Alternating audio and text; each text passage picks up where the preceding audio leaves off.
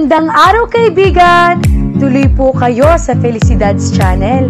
Sa mga kwento ng buhay at pag-ibig na hinalukay sa natatagong baul ni Felicidad. Pero bago po tayo magpatuloy, huwag niyo pong kalilimutan na i-like ang video, i-subscribe ang channel, at i-click ang notification bell para lagi kayong updated sa mga parating pa na upload.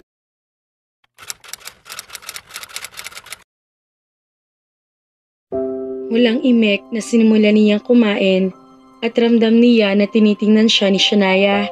Ngumisi siya at saka ito tiningnan pero kaagad ito nagbawi ng tingin. "Who's Professor Pogi?" he now asked casually. Napamaang sa kanyang dalaga at maya-maya parang inis na naging tabas ng mukha. "Wala kang pakialam.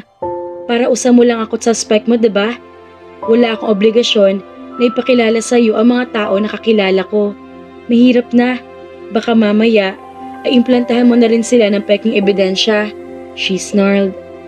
Pilit na kinontrol ni Rare ang inis at relax lang siya napakibit balikat. "He'll be sorry then. Wala na siya makukuhang oras na matapos ako sa iyo.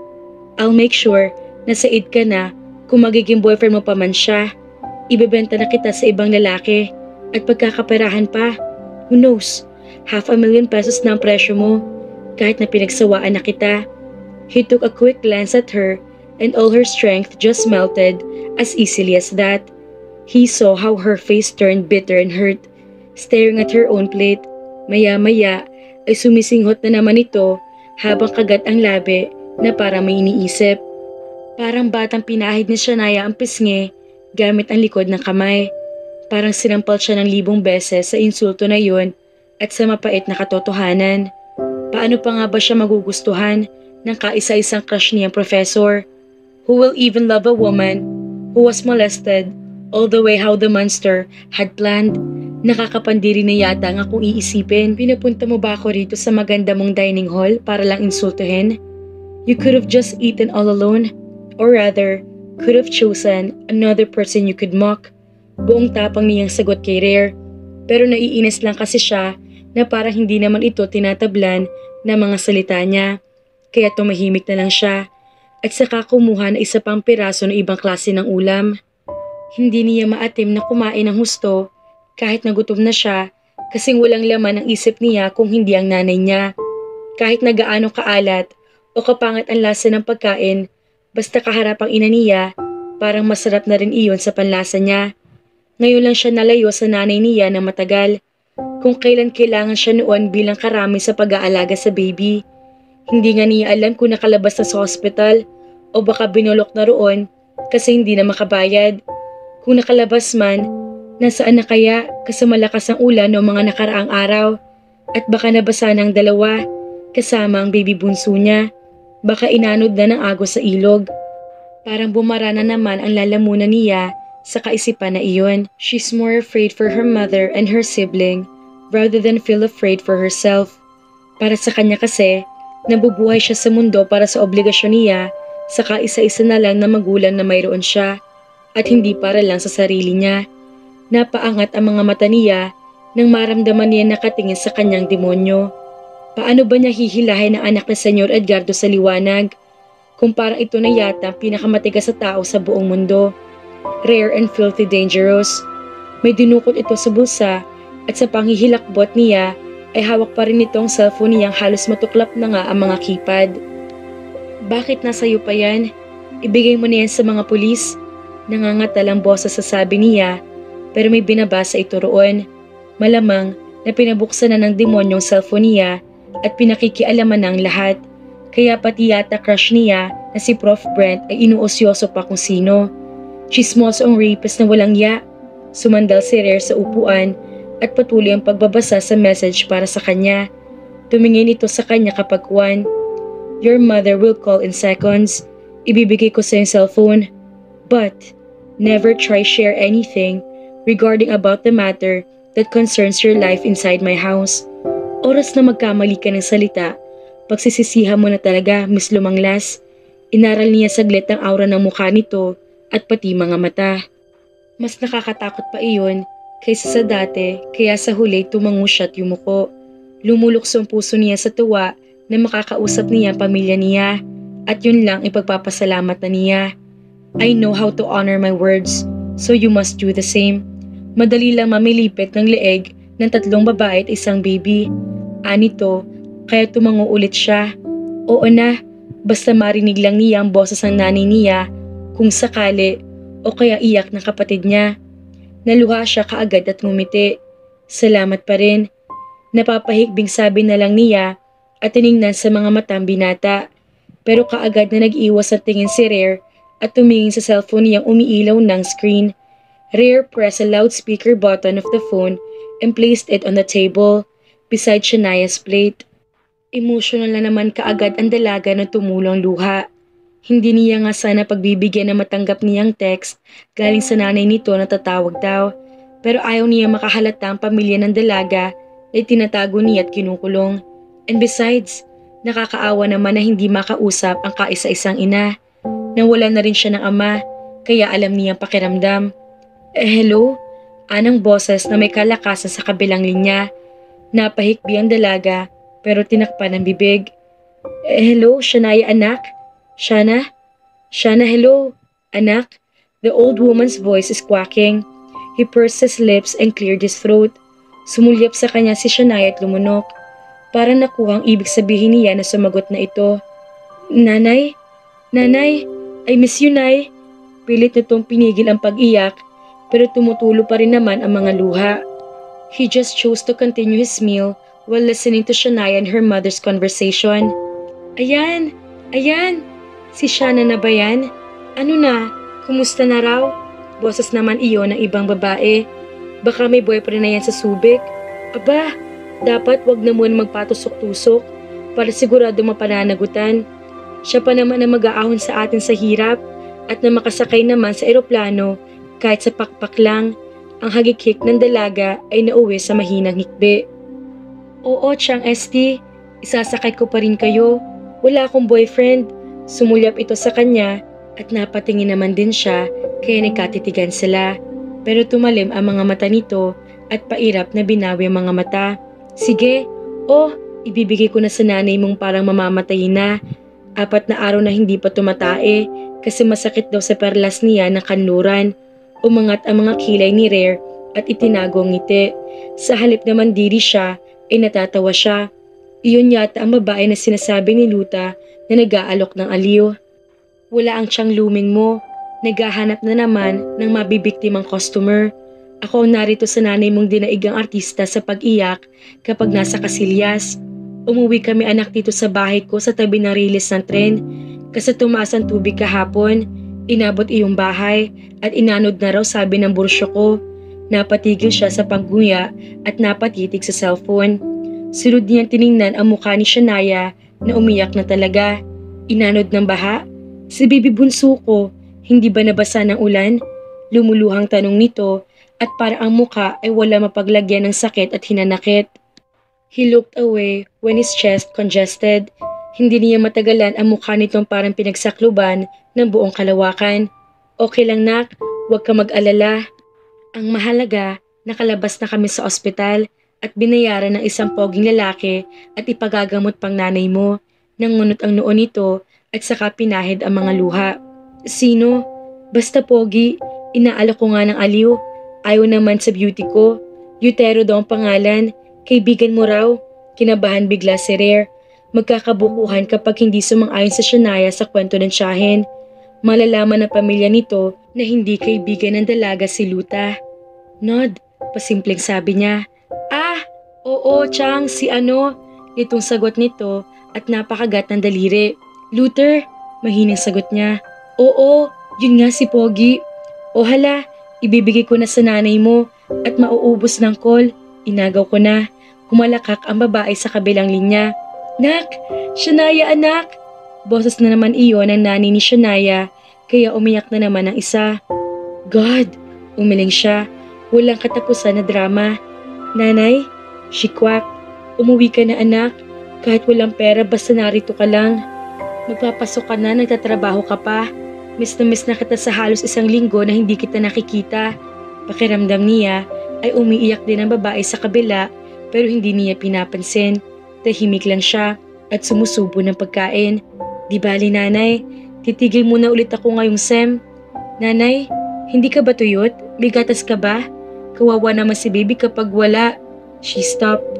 Nanay, dinampot ni Shania ang cellphone at pinindot-pindot pero wala na.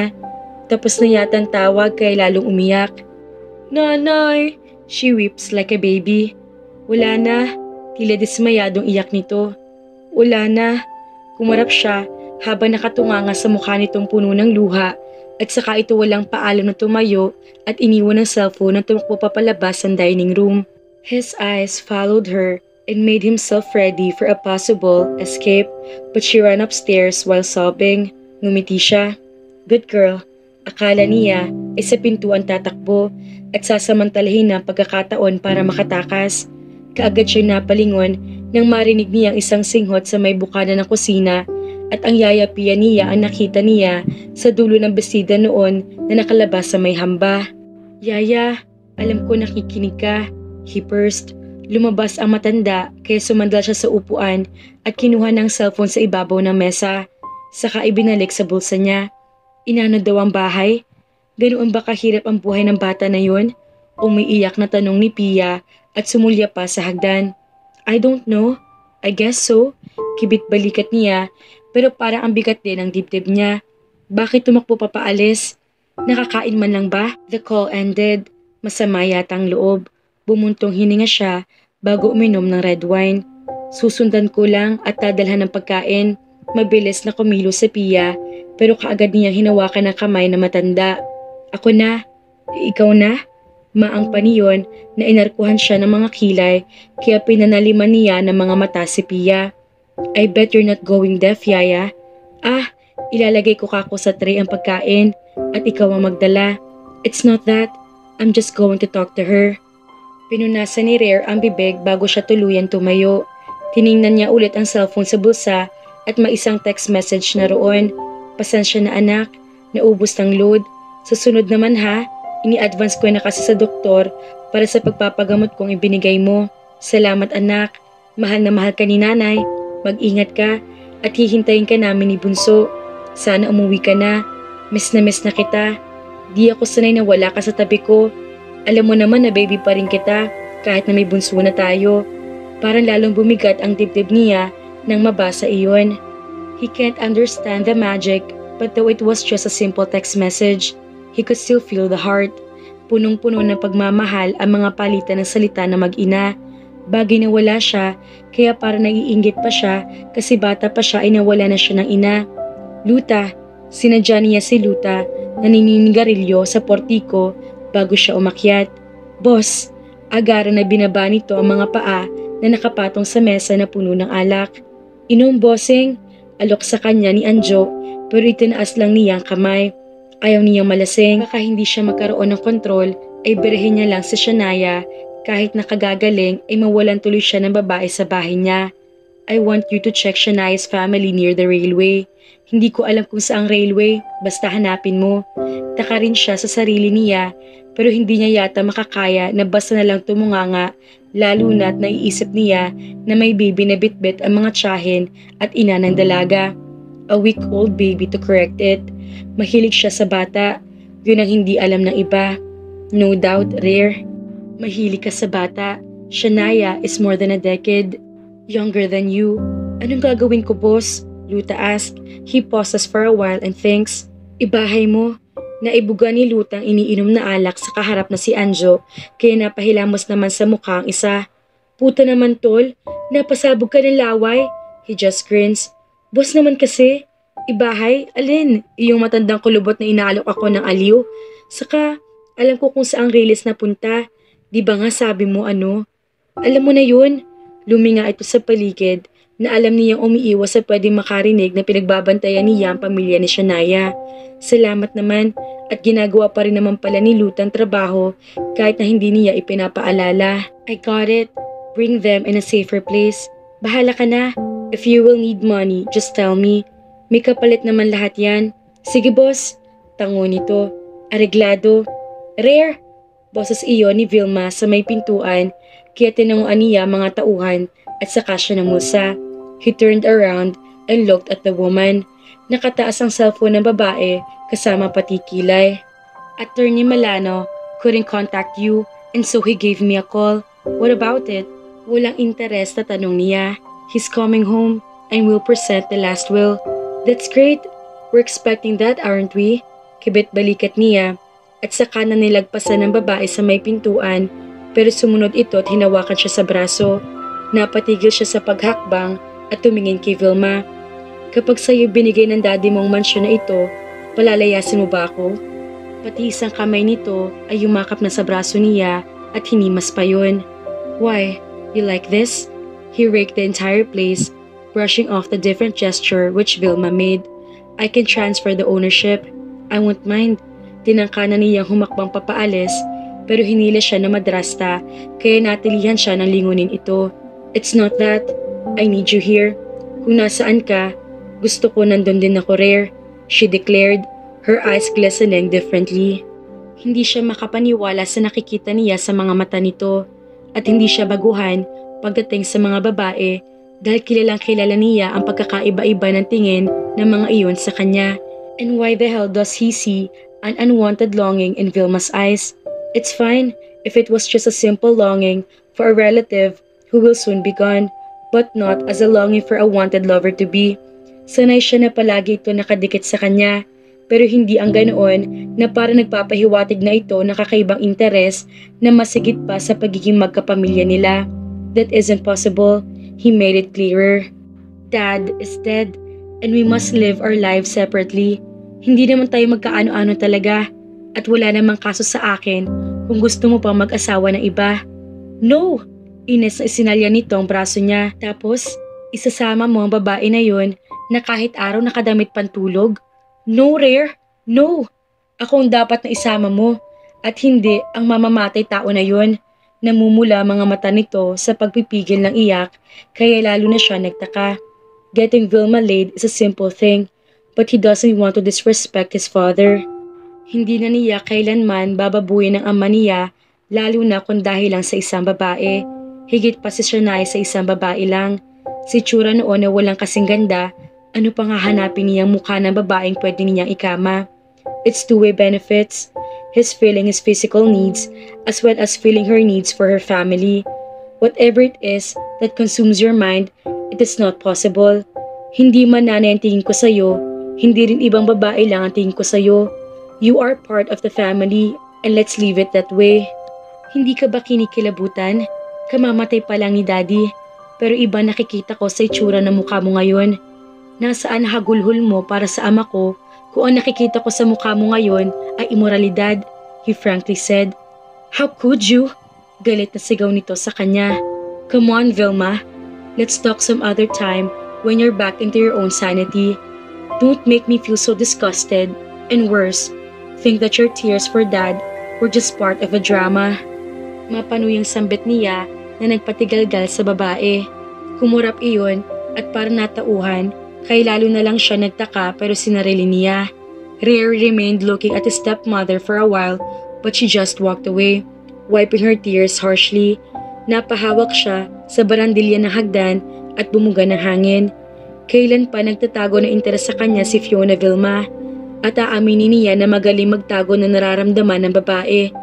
Taon na sila magkasama sa ilalim ng iisang bubong pero wala siya napansin na kung ano o dahil wala lang siyang interes sa babae kaya hindi niya napansin.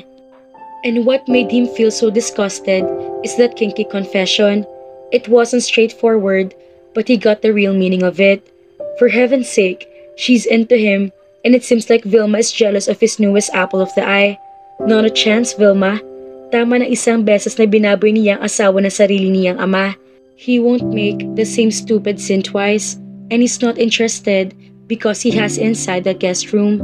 Umiiling na humakbang siya pa itaas sa hagdan, pero tinawag na naman siya ng yaya niya. Rare! Tamad na lumingon siya at nakita na may bitbit na tray ang matanda. Danga na pupunta ka rin yata sa guest room. Ikaw na magdala nitong pagkain kay Shania. Dismayado siyang tumingin dito na ipagsaksakan ito sa kanyang daladala. Mamamalansya pa ako ng pang-opisina mo pala. Nakalimutan ko na. Don't fool me. Mariin na sabi niya rito pero wala siya nagawa na ilapag ni Pia ang tray sa baitang na hagdan. Tatai pa nga ako. Pagod na ako sa kakaserbisyo sa inyo. Kaya kahit na pagbanyo ay hindi ko na pala magawa. Kaya mo naman yan dalhin. Wala namang mawawala sa'yo. Bilis na. Aasikasuhin ko pa ang madrasta mong pilya. Tumalikod ito at bumaba sa hagdan. Damn it! You can just let Jennifer do the other household chores. Ines na pahabol niya sa babae na tuluyan na talaga siyang nilayasan. Tatay nga ako, ang kulit mong bata ka. Pati ba yun iaasa ko kay Jennifer? Sige na, dalhin mo na yan para kiligin naman sa'yo yung bata. Hindi yung kapag nakikita ka, parang literal na gustong hatiin ng pader sa dalawa at tumago roon. Ewan, nasobrahan ka nga sa gwapong, sungit mo naman. The fuck? Pwede ba napalayasin na lang niya mga babae na walang sawa na daldal ng daldal sa araw-araw na ginawa ng Diyos? Palibhasa, dalawa ang mga bibig, kaya tabil lang ng tabil. Inasa dinampot niya ang tray at tuluyang pumanhik. Mamaya isa na naman na mag-iinarte siya na yun. His lips twitched. Huh, women, such a pain in my ass. Mukhang patay na patay talaga si Rare kay Shania mga kafelisidad. Imagine, pinababantayan pa rin niya ang pamilya ng dalaga at talaga napapayag siya ni Yaya na dalhan ng pagkain ng dalaga. Pero kailan kaya niya aaminin sa sarili na pagmamahal ang nararamdaman sa dalaga at hindi lang init na katawan. Madami pa pong kaabang-abang na mangyayari sa ating kwento. Kaya naman, abangan!